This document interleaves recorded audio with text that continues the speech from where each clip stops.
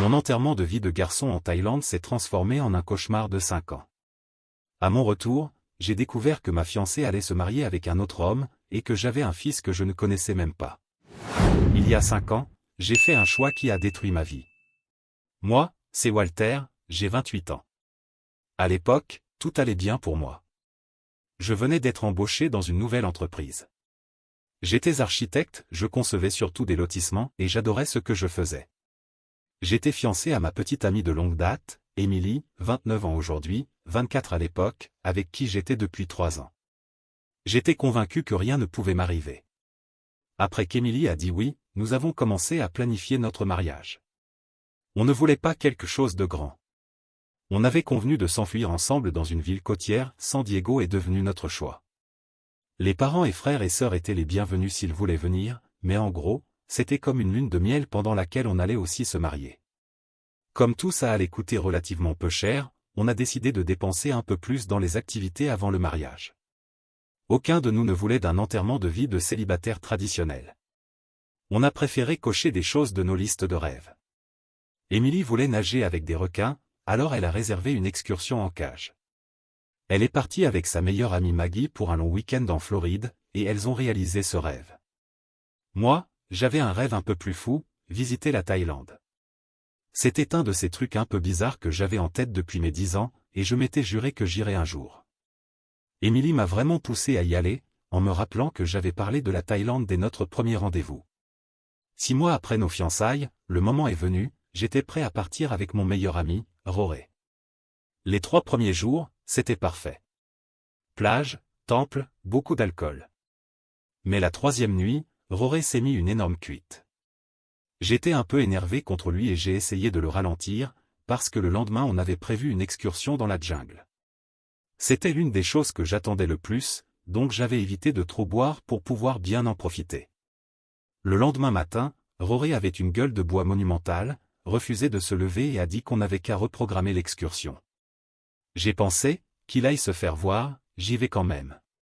J'avais vu des pubs pour des circuits dans la jungle.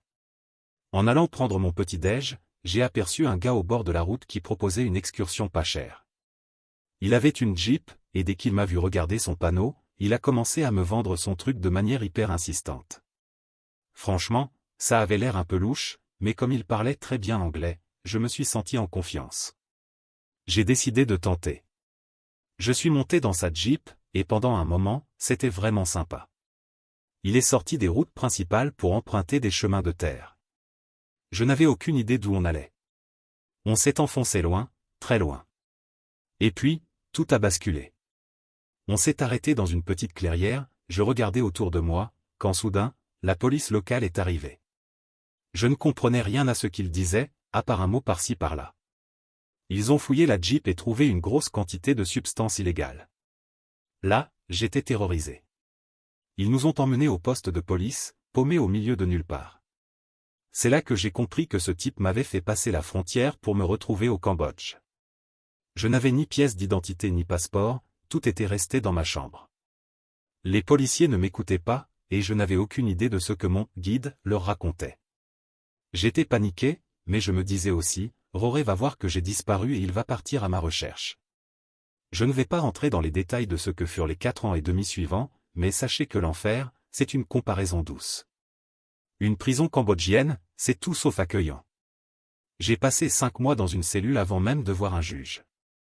Le système judiciaire là-bas est incroyablement lent, et les rares avocats publics ne se trouvent que dans les grandes villes. Pendant tout ce temps, on ne m'a jamais autorisé à contacter qui que ce soit à l'extérieur. Lors de ma première audience, il n'y avait pas d'interprète, alors elle a été reportée de 5 mois. Enfin, j'ai eu mon audience préliminaire, j'ai fait appel, et il a fallu attendre 14 mois pour l'audience réelle. Quand elle a enfin eu lieu, le juge a été assez juste et a annulé les charges, compte tenu du temps déjà passé en détention.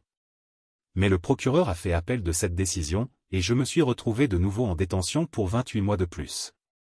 C'est là que j'ai vraiment perdu pied. J'ai cru que j'allais sortir, et j'ai dû rester enfermé plus de 2 ans encore. Pendant tout ce temps, comme personne ne venait me chercher, j'ai compris que tout le monde me croyait mort. J'avais tout simplement disparu. Roré ne savait pas où j'étais. Le matin de mon arrestation, j'avais appelé chez moi et laissé des messages, mais tout ce qu'ils savaient, c'est que je partais pour une excursion dans la jungle. Mes parents, ma fiancée, ils me manquaient tellement. Il y a eu beaucoup de jours où j'espérais presque qu'un autre détenu ou un garde brutal mette fin à mes souffrances. Surtout après la première année, quand j'ai fini par m'habituer à la nourriture et à l'eau. Finalement, après 52 mois de captivité, j'ai été libéré. Je n'avais plus rien à mon nom et j'étais dans un pays où je n'aurais jamais dû me trouver. J'ai contacté l'ambassade, et ils avaient un dossier de personnes disparues à mon sujet. Ils m'ont aidé à entrer en contact avec mes proches. J'ai essayé d'appeler ma fiancée, mais un certain Mitch a répondu, et il ne connaissait aucune Emily, alors j'ai supposé qu'elle avait dû changer de numéro à un moment donné. J'ai appelé ma mère. Elle était absolument hystérique. Elle a fait venir mon père et j'ai raconté toute mon histoire. Je n'arrêtais pas de poser des questions sur Emily, mais ma mère évitait le sujet. Elle voulait organiser immédiatement mon retour à la maison et m'a dit que nous parlerions de tout une fois que je serais rentré aux États-Unis. Ça a pris un certain temps, mais heureusement, mes parents avaient encore mon passeport et ma carte d'identité, ce qui a un peu accéléré les choses.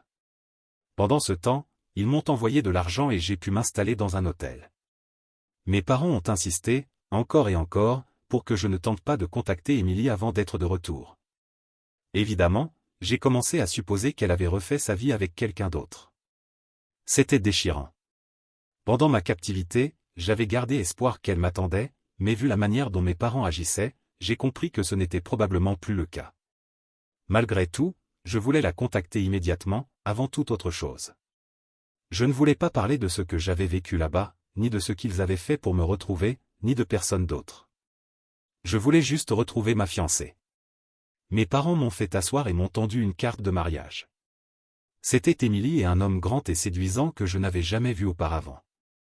Elle était fiancée. Je me suis effondré. Ce n'était pas une surprise totale, mais la douleur était bien réelle. J'ai demandé à mes parents s'ils avaient gardé le contact avec elle, à part être invités à son mariage. Ils m'ont répondu que oui, et qu'en réalité, elle avait été une grande partie de leur vie ces dernières années. J'étais un peu choqué. Je savais qu'ils l'aimaient bien, mais en mon absence, je m'attendais à ce qu'ils prennent leur distance, pas qu'ils se rapprochent. J'ai alors demandé. Alors, à quel point vous êtes proches maintenant? Ma mère a répondu. Très proche. Son père est décédé il y a 1 an, et ton père a accepté de la conduire à l'hôtel. Ça m'a fait mal. Je sais que ça ne devrait pas, mais ça m'a blessé. Pourquoi vous? C'est tout ce que j'ai réussi à dire. Ma mère s'est émue, elle a commencé à parler du fait que tout le monde pensait que j'étais mort, qu'un cartel ou quelque chose m'avait tué, qu'ils m'avaient cherché si longtemps et si intensément. Ils avaient même organisé une cérémonie commémorative pour moi. J'ai perdu un peu patience. Je m'en fiche de ça maintenant. Qu'est-ce que vous ne me dites pas? Ma mère a pris sa tablette et m'a fait défiler quelques photos. Puis elle me l'a tendue à nouveau. Il y avait une photo de groupe. Mes parents, Emily, son fiancé, sa mère, ma sœur, mon frère, le frère d'Emily, Roré, d'autres amis, et des enfants. Mais au centre de la table, il y avait un petit garçon assis devant un gâteau d'anniversaire. Les décorations disaient « Joyeux 4e anniversaire ». Il souriait de toutes ses dents. J'ai juste regardé mes parents. Ma mère m'a regardé et m'a dit « C'est ton fils. Il s'appelle Paul Walter Rhine. Paul, en hommage à ton grand-père, Walter, comme toi, et Rhine, notre nom de famille. » Mise à jour 1. Dans les 2 semaines qui ont suivi mon retour à la maison, j'ai l'impression que beaucoup de choses se sont passées et en même temps, presque rien. On m'a raconté en détail tout ce qui s'est passé de ce côté du monde. Quand Roré s'est finalement levé ce jour-là, il y a 5 ans, il a essayé de m'appeler. Sans succès, la police avait confisqué mon téléphone immédiatement après l'arrestation, je ne l'ai jamais revu. Il a décidé de continuer sa journée, pensant que je profitais simplement de l'excursion. Ce n'est que lorsque la nuit est tombée qu'il a commencé à s'inquiéter. Il a appelé chez moi pour voir si quelqu'un avait eu de mes nouvelles. Le lendemain matin, ma famille et ma fiancée l'appelaient, demandant si j'étais revenu. C'est là qu'il a commencé à visiter tous les lieux de l'excursion. Tous ont dit qu'ils ne m'avaient pas vu. Il a commencé à paniquer et à alerter tout le monde à la maison. Mes parents, mon frère et ma fiancée ont voyagé pour le rejoindre. Ils ont passé 1 mois à cartographier la région avant de devoir rentrer. Mes parents sont repartis en Thaïlande dans une nouvelle tentative pour me retrouver, mais encore une fois, sans succès. Au cours de l'année et demie suivante, ils ont continué à rappeler sans cesse aux autorités thaïlandaises que j'étais toujours porté disparu. Malheureusement, personne n'a pensé à chercher au Cambodge. Pendant ce temps, ma fiancée Émilie a découvert qu'elle était enceinte. Le jour où je suis parti pour la Thaïlande, elle était, sans le savoir, enceinte d'environ 10 semaines. Je n'ose imaginer à quel point cela a dû être difficile pour elle. J'avais disparu, et elle portait notre enfant. J'aurais aimé ne jamais être parti. Mes parents m'ont raconté qu'Émilie s'était beaucoup reposée sur eux, et qu'ils étaient heureux de l'aider. Au fil des années, ils sont devenus de plus en plus proches. Ses parents à elle étaient présents et la soutenaient, mais ils sont beaucoup plus âgés que les miens et en moins bonne santé. Ma mère a fini par l'accompagner à de nombreuses consultations prénatales. Elle était même dans la salle d'accouchement avec la mère d'Émilie. Cela a apparemment été très stressant, car Paul est né à seulement 34 semaines. Heureusement, il n'a montré aucun signe de problème de santé, bien qu'il ait été surveillé de très près au début. Mes parents m'ont dit qu'ils avaient besoin de ça. L'angoisse de ne pas savoir ce qui m'était arrivé était trop dure à supporter, et la naissance du petit-fils leur a apporté un soulagement bienvenu au milieu de la souffrance.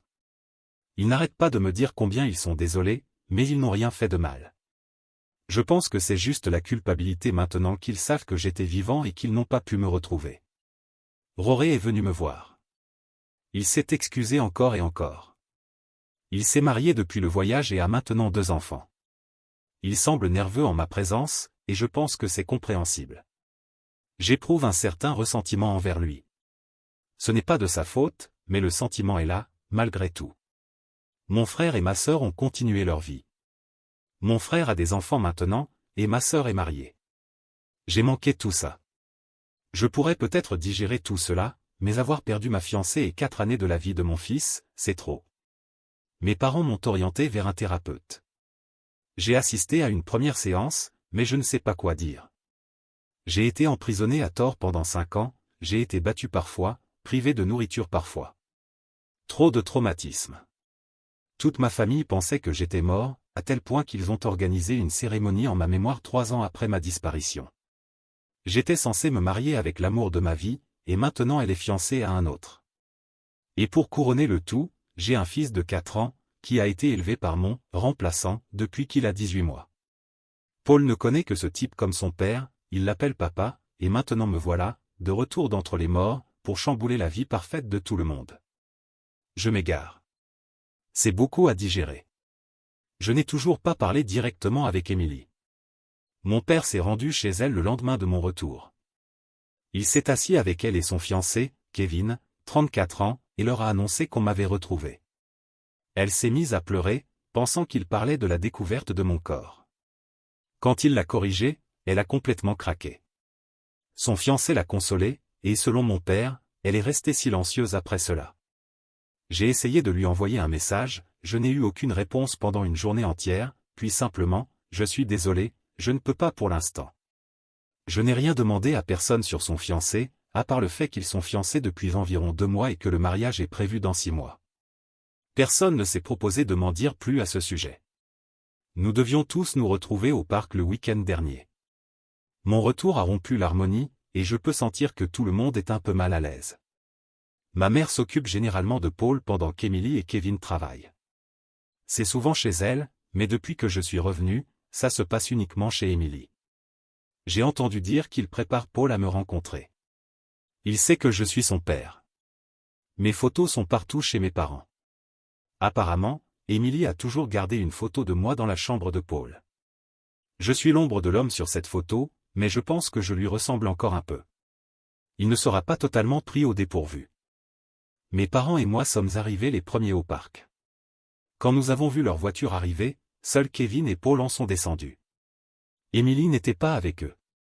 Paul a couru vers mon père en premier et lui a donné un gros câlin. Il m'a vu, puis a reculé vers ma mère, ensuite vers Kevin. Je pouvais voir qu'il était nerveux et honnêtement, moi aussi, et je n'ai pas 4 ans.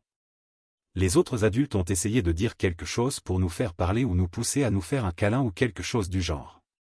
J'ai dit de le laisser jouer. Il s'est animé et a couru vers l'aire de jeu. Kevin est venu me serrer la main. Nous nous sommes serrés la main et il m'a dit. Désolé, Émilie n'a pas pu venir aujourd'hui. On était presque prêt à partir, mais elle a craqué et m'a dit qu'elle n'était pas prête. J'ai simplement répondu. Je comprends. Je suis allé vers l'aire de jeu pour essayer de créer un lien. Il se trouve que Paul adore les super-héros. Il faisait semblant d'être Spider-Man, et moi je devais être Rhino. Je l'ai poursuivi dans toute l'aire de jeu, et je me suis laissé attraper par sa toile. Il a souri. Quand nous sommes allés manger, j'ai été content de voir qu'il aimait les hot-dogs comme moi. Ketchup d'un côté, moutarde de l'autre, et cornichons par-dessus. Je me suis dit que peut-être ce ne serait pas si difficile. Puis il a appelé Kevin, papa. Je ne devrais pas être surpris. Kevin est dans la vie de ce gamin depuis 2 ans et demi, il va épouser sa mère, ils vivent tous ensemble. Cela dit, c'était comme un coup de couteau en plein cœur. J'ai commencé à pleurer pour de vrai. Je me suis excusé un instant et j'ai dit que j'allais aux toilettes dégoûtantes du parc. Quand je suis ressorti 1 minute plus tard, Kevin m'attendait. Je voyais mes parents de l'autre côté, en train de surveiller Paul. Je me suis senti immédiatement mal à l'aise. La dernière chose que je voulais maintenant, c'était une discussion cœur à accent grave cœur avec Kevin. Il était plus grand que moi, plus fort que moi, et il avait eu la vie que j'aurais dû avoir. Il m'a simplement dit. On peut parler? J'ai répondu. Ouais, mec, dis-moi ce que t'as à dire. Kevin a commencé. Écoute, je suis désolé pour ce qui t'est arrivé, c'est une situation horrible à tous les niveaux. Je voulais juste te parler parce que je suis inquiet pour Émilie et Paul. Surtout pour Émilie. Elle n'est plus elle-même, ce que je peux comprendre en partie. Il lui a fallu beaucoup de temps pour te surmonter. Je suis la première personne avec qui elle est sortie après ton incident. Elle a pleuré la première fois qu'on s'est embrassé, parce que c'était différent. Je veux que tu aies une relation avec ton fils, il est petit, il est résilient. J'ai eu 2 pères moi-même, je sais qu'il ira bien. Mais je ne sais pas comment elle, ou toi, allez gérer les choses si tout va trop vite. Et, d'un point de vue égoïste, je ne veux pas que quelque chose vienne perturber notre vie ou nos fiançailles. Je l'aime et je veux ce qu'il y a de mieux. J'aimerais que vous preniez votre temps, tous les deux, et que vous digériez tout ça avant de vous revoir. J'ai pris rendez-vous pour qu'elle voie un thérapeute. J'apprécierais que tu respectes ça, que tu ne la contactes pas ou ne lui mettes pas de pression. Laisse-la gérer ça à son rythme. J'étais agacé en l'écoutant, il avait un ton un peu condescendant, mais bon, il n'avait pas complètement tort. Je ne veux pas rouvrir toutes ces blessures anciennes. J'ai fini par dire simplement. D'accord, mec. Je peux faire ça. Et je suis allé rejoindre mes parents et Paul. Kevin est allé aux toilettes dégoûtantes. Quand il est revenu, il a dit qu'ils allaient partir. Paul a fait des câlins à tout le monde, même à moi. J'ai été surpris, mais heureux. Puis il m'a appelé Rhino, et il a couru vers Kevin. Alors qu'il s'éloignait, je l'ai entendu dire. « Papa, on peut prendre un cookie géant sur le chemin du retour ?» Putain. C'est lui le papa. Moi je suis Rhino. Et ça fait mal. Mise à jour 2. Nous avons enfin fini par nous voir. On avait commencé à échanger quelques messages, mais c'était tellement impersonnel que les conversations restaient superficielles. Le plus loin qu'on ait été, c'était parler de Paul et moi qui partagent brièvement comment était la prison au Cambodge. Pendant les 3 semaines entre notre premier échange de messages et notre rencontre, on ne s'est écrit qu'environ 5 fois. Et chaque fois que la discussion commençait à devenir un peu plus profonde, l'un de nous mettait fin à la conversation.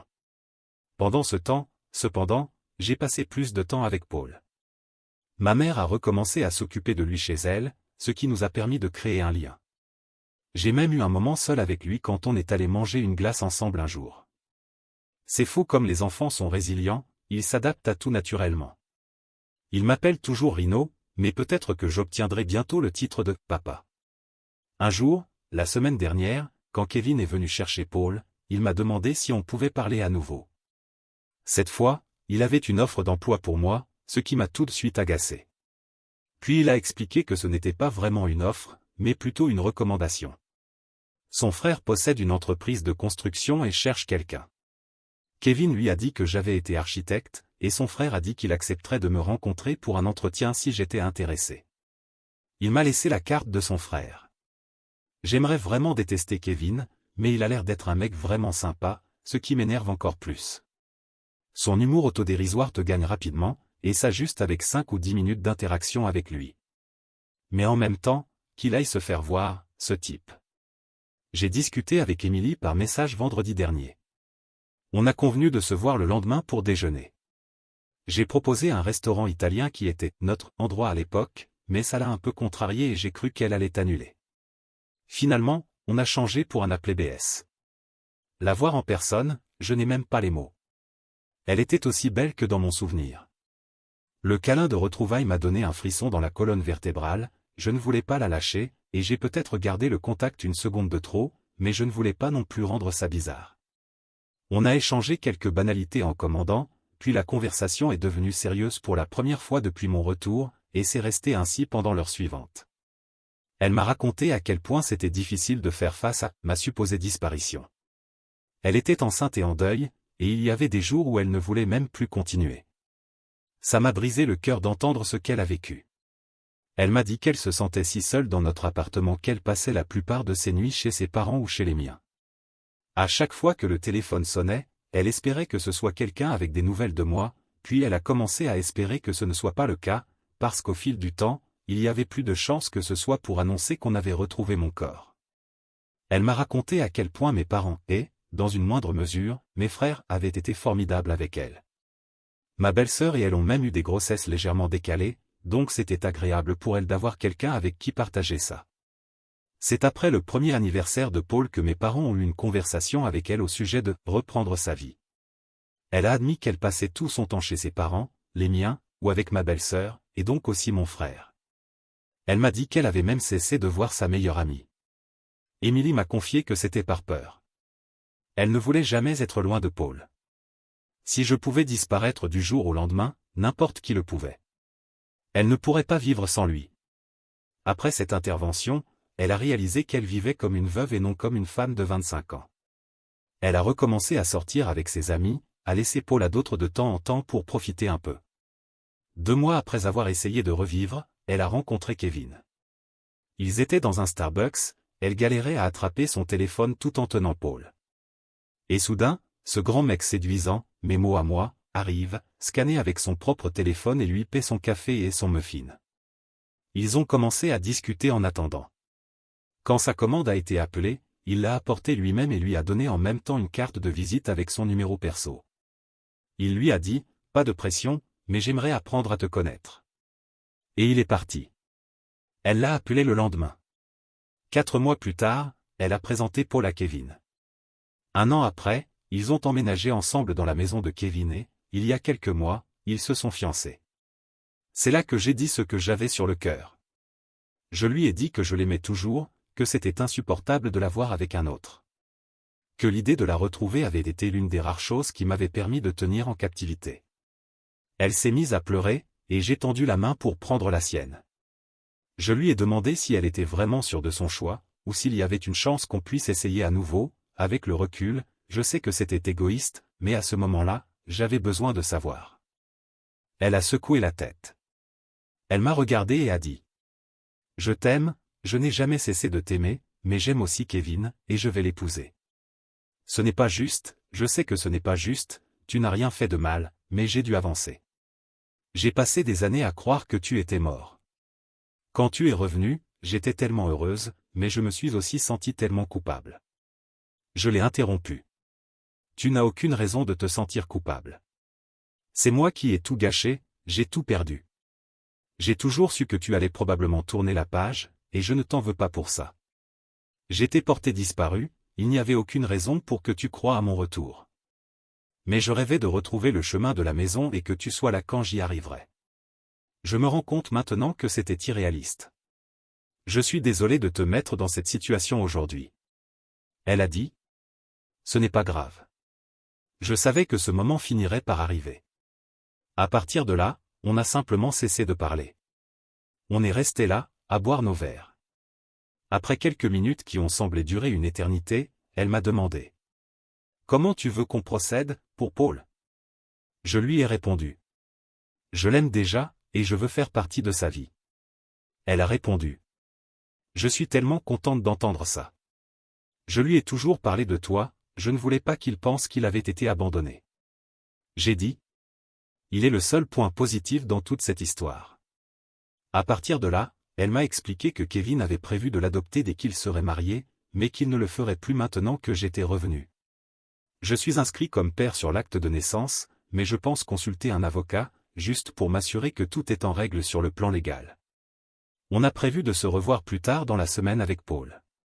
Pour qu'il puisse s'amuser avec tous ses parents en même temps. Elle m'a aussi encouragé à passer plus de temps seul avec lui. À la fin, on s'est pris dans les bras une dernière fois, puis on s'est séparés. Quand je suis rentré chez mes parents, dans ma chambre, j'ai craqué.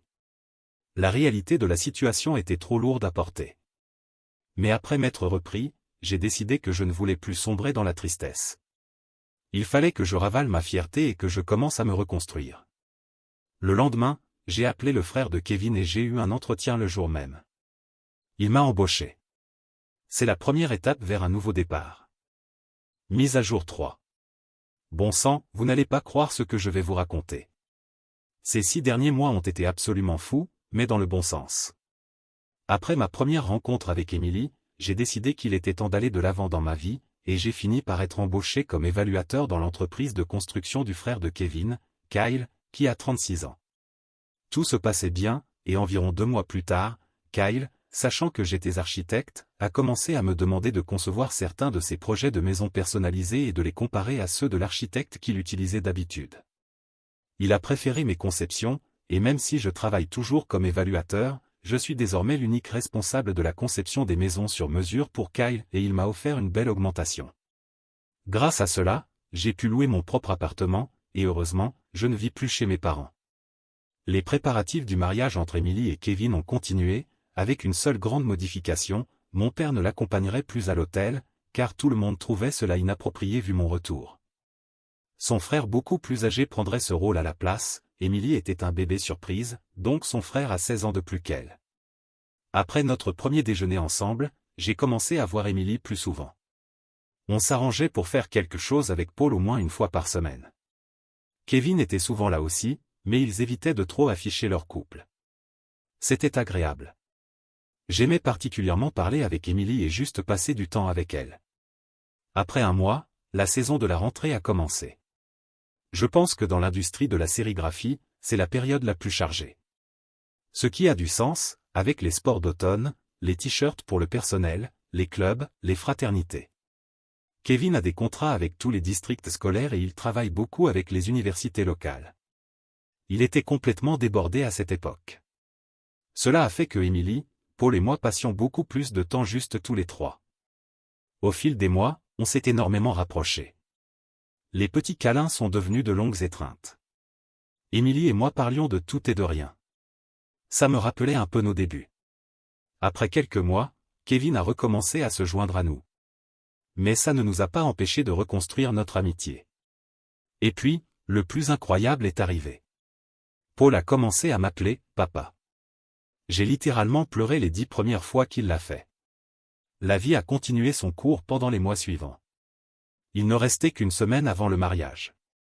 Je n'avais pas l'intention d'y assister, et mes parents iraient simplement en tant qu'invités.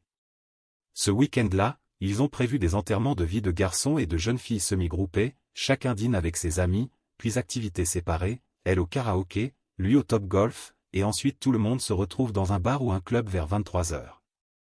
Je n'étais impliqué dans aucun de ça, et je n'avais aucune idée de l'endroit où il finirait la soirée.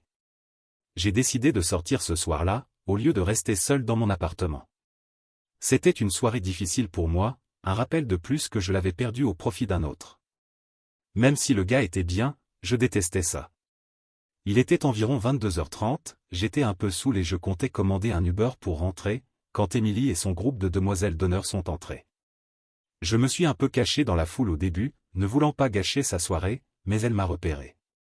Emily est venue me voir, et on a commencé à discuter. C'était un peu flirteur. Une chanson qu'elle adorait a commencé à jouer, elle a commencé à danser, puis à danser avec moi. Je l'ai rejointe et on riait, on passait un bon moment. Quand la musique s'est arrêtée, elle a trébuché contre moi, je l'ai attrapée, on s'est regardé. Nos lèvres se sont rapprochées, on a failli s'embrasser, puis elle s'est reculée. On en a ri, et on est allé prendre un verre au bar. C'est probablement une bonne chose qu'on ne se soit pas embrassé, car 2 minutes plus tard, Kevin est arrivé. Il essayait d'agir normalement, mais il semblait un peu différent. Ils se sont embrassés, et je me suis senti de trop. Alors j'ai commandé mon Uber et je suis rentré chez moi. Le lendemain, j'avais une petite gueule de bois et j'ai dormi une bonne partie de ce dimanche paresseux. Vers midi, j'ai entendu quelqu'un essayer d'ouvrir ma porte. Elle était verrouillée, et on s'est mis à frapper fort. J'ai couru ouvrir, c'était Emily. Elle s'est jetée dans mes bras et m'a embrassé. C'était la sensation la plus douce que j'ai jamais ressentie. Confus, mais doux. Je lui ai demandé ce qu'il se passait. Elle m'a dit. Kevin est venu me parler ce matin et a commencé à poser des questions difficiles. Je ne veux pas entrer dans les détails maintenant, je te promets que je te raconterai tout un jour, mais pas tout de suite. On a décidé de rompre. J'ai admis que mes sentiments pour toi étaient toujours forts. Il a dit qu'il comprenait, que ça faisait mal, mais qu'il le savait. Il a dit qu'on méritait tous les deux d'être heureux, et qu'il allait s'éloigner. J'ai appelé tes parents, ils sont d'accord pour garder Paul un peu plus longtemps. Je t'aime et je veux être avec toi, et je soupçonne que tu ressens la même chose. Je lui ai dit que c'était tout ce que j'avais toujours voulu. C'est fou.